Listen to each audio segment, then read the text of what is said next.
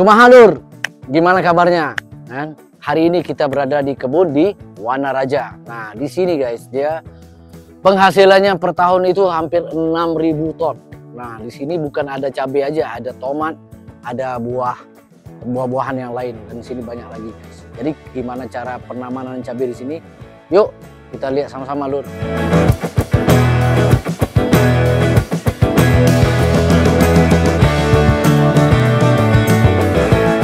Majority pertanian cabai di Garut ini berada di 500 hingga 1000 mdpl. Nah, karena apa? Jadi suhu dingin ini sebenarnya cocok untuk penanaman cabai dan sayur-sayur yang lain, guys. Nah, jadi di sini dia menghasilkan secara buahnya lebih banyak. Nah, majority di sini dia menanam secara tumpang tindih ya. Ada tomat, ada juga nanam cabai sekali ya. Jadi cabainya mati, nanti tomatnya udah gede. Oke, jadi ini lebih menghemat lahan dan menambahkan penghasilan bagi petani. Gitu loh. Sampurasun teteh. Kumaha tuh kabarnya? Alhamdulillah. Alhamdulillah. Alhamdulillah baik juga. Jadi mana tuh Ateh? Teteh sekarang ini kerjanya ngapain? Nali cabe. Oh, nali cabe. Supaya apa tuh? Supaya nggak jatuh atau buahnya lebih banyak? Supaya tong meruntuh atau tumbang. Oh, ya. Supaya nggak tumbang ya, supaya itu. Ya, mantul. Jadi bukan sebab buahnya lebih banyak ya? Bukan. Bukan ya? Yuk, Meh, saya bantu itu teteh. Semangat.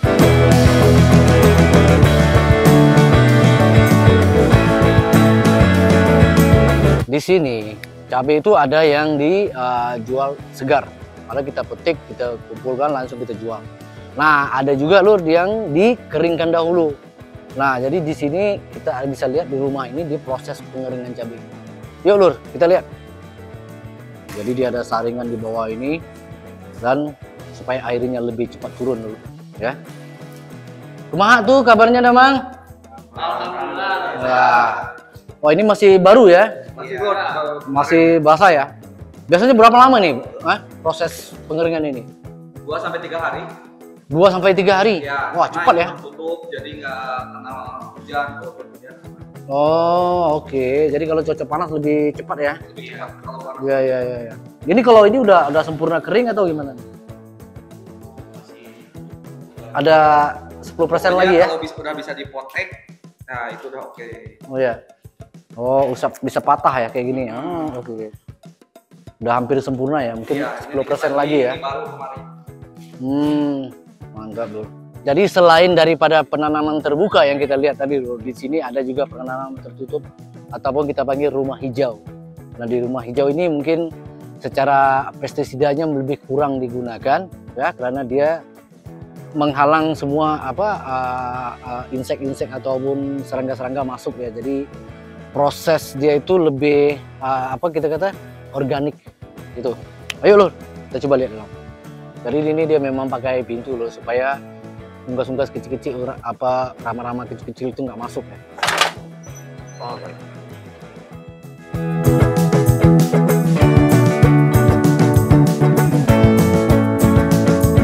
Oke loh, di sini kita bisa lihat ini tanaman cabai nih. Oke. Nah, ini kan adalah dikit penyakit kayaknya ini.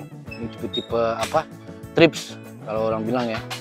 Trips yang bikin daunnya ngerucut ya. Ini gampang lah obatnya, kasih ada dikit obatnya dia udah selesai nih, bisa aman. Oke, jadi tripsnya nggak terlalu berbahaya. Jadi dia tumpang sari, ada tomat, ada ini sekali. Lihat batangnya kan udah kayaknya ini udah proses peremajaan ya. Kita bisa lihat sini. Ini udah dipotong. Jadi dia tumbuh yang baru ini. Sini juga. Jadi ini udah peremajaan ini. Karena kalau kita lihat batangnya udah gede banget, oke? Jadi mungkin udah lebih dari sekali peremajaan ini kayaknya nih, ya. Ini udah tumbuh daun baru, hijau, subur. Nah di sini dia menggunakan sistem perairan yang ini, jadi udah ada takarannya ya. Jadi nggak usah ribet-ribet lagi, kita langsung semprot dia punya pupuk dalam. Ini udah mantap banget nih. Jadi ini mungkin ada lebih dari 10.000 batang ya. Semuanya tombang sari kayaknya ya. Jadi yang cabenya semuanya udah diremajakan lagi. Oke, tomatnya kayaknya tomat baru nih. Oke, jadi batang cabai ini udah jadi tumpangan ya, bisa udah cukup kuat.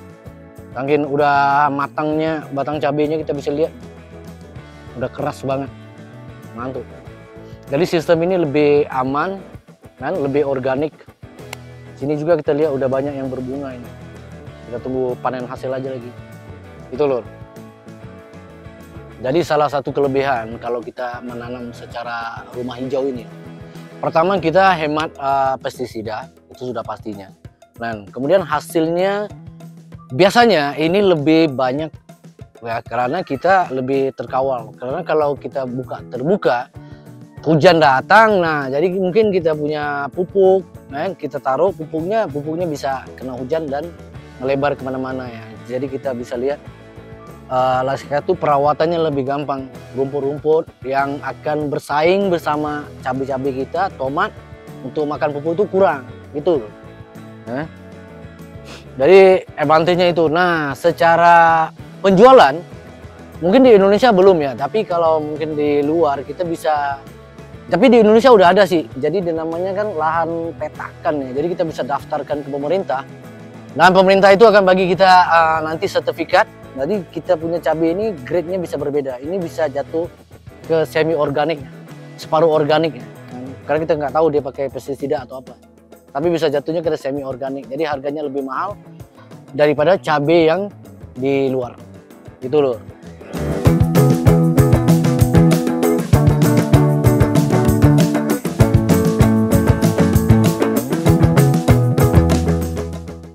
Nah, kemarin kita udah melihat di kebun cabai. Hari ini guys kita mau lihat apa yang terjadi setelah cabai itu kita panen. Nah, jadi gimana prosesnya? Yuk kita lanjut. Gini loh, jadi kita akan masuk ke pabrik sekarang.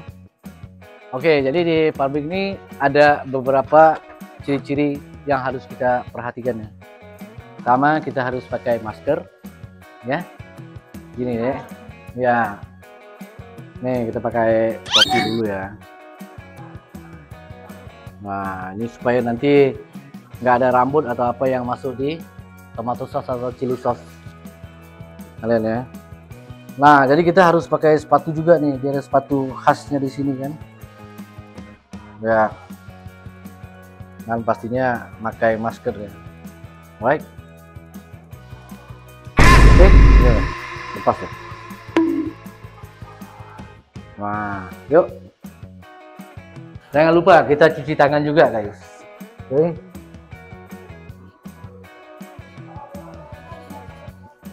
Oke, Lur. Jadi sekarang kita mau masuk ke tempat yang pertama ya. Jadi sini tempat proses bersama pastanya sama bahan-bahan lain dia akan diaduk semuanya di sini.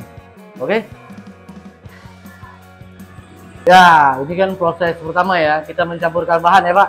Ya. Nah, ini ada pasta dengan bahan campurannya, kita masukkan.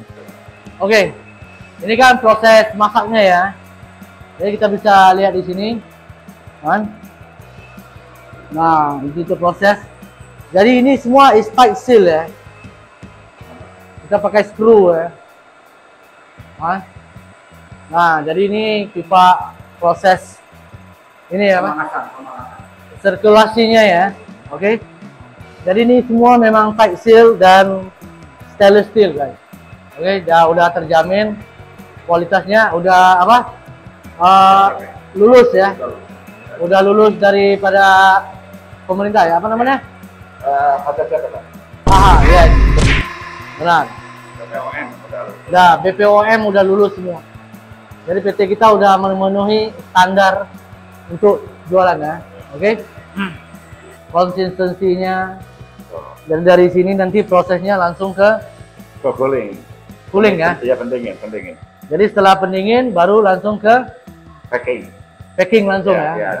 Berarti ini proses masak. Proses masak. Biasa masaknya berapa jam? Setengah jam. Setengah jam ya? Setengah jam.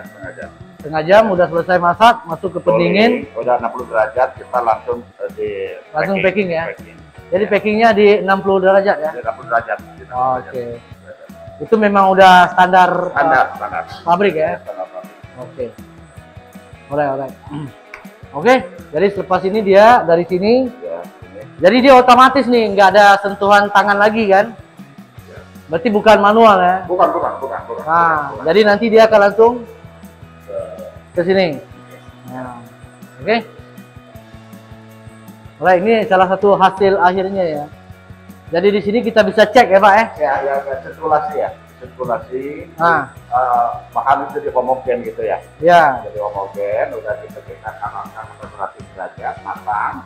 Kita transfer ke guling 60 derajat sampai 60 derajat, baru kita packing. Gitu. Packing. Seperti itu.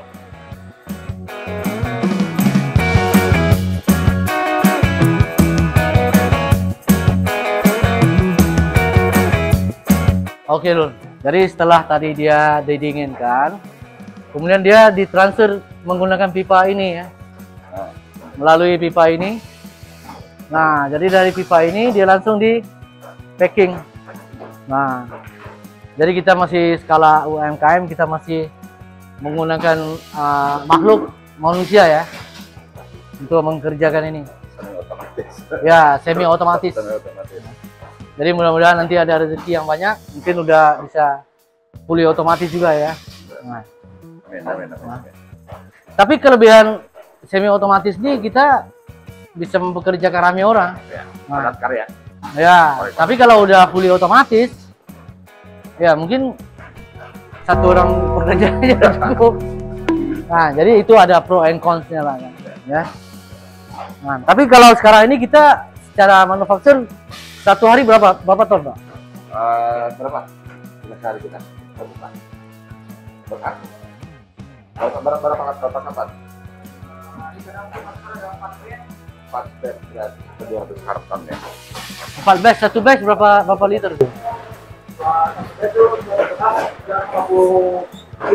250 kilo 4 berarti 1.000 ya? 1 ton lah. 1 ton. 1 ton. 1 ton.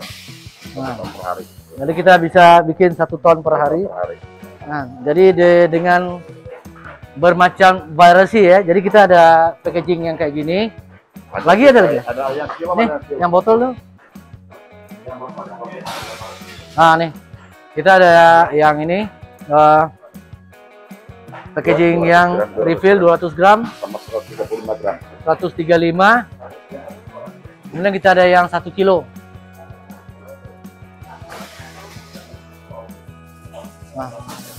Nah, dan kita ada yang 1 kilo juga. Oke. Kan? Yang ini sasetan. Ya. Stick, ya saset ini kan. Oke. Alright, dan kita juga ada yang jerigen. Oke, yang 5 liter ya. Nah. Dari sofa ini baru kita bisa lihat. Ini sama ini dan juga packaging 1 kilo. Kemudian kita ada yang ini stick. Oke. Dan kita ada yang jerigen 5 kilo. Oke.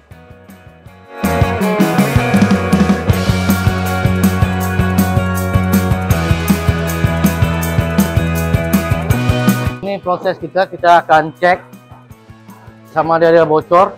Oke. Di sini ada QC-nya. Nanti dia akan cek dulu ada bocor atau tidak. Ya, karena ini adalah satu proses yang paling penting ya, seal. Kalau nggak penuh nanti nggak padat, dia bisa bocor ya. Oke. Baik. Oke, jadi setelah kita seal, kita akan packing ini ya. Jadi satu box ini ada 10, 20, 30, 40. Hah? Oh, 24. Oh, bukan 10 ya, 7 ya. Jadi ada 24 satu kartun ya. Nah, dari satu kartun ini ada 24 box, 24 pieces. Ya.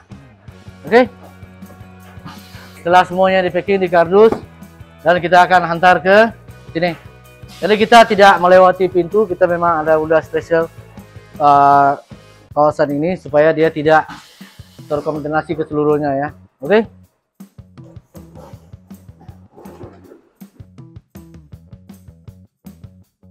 Jadi setelah kita tadi bikin semuanya udah siap, nanti kita akan sampai ke sini. Nah, jadi di sini kita udah ada sih first in last out. Jadi yang mana yang baru pastikan depan. Kita bikin sesuai dengan permintaan aja. Jadi so far kita belum ada menyimpan yang berlebihan ya sampai stok 1 tahun 2 tahun.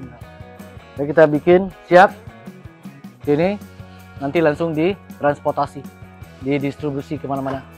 Oke, baik, mudah-mudahan nanti akan segera sampai ke tempat Anda.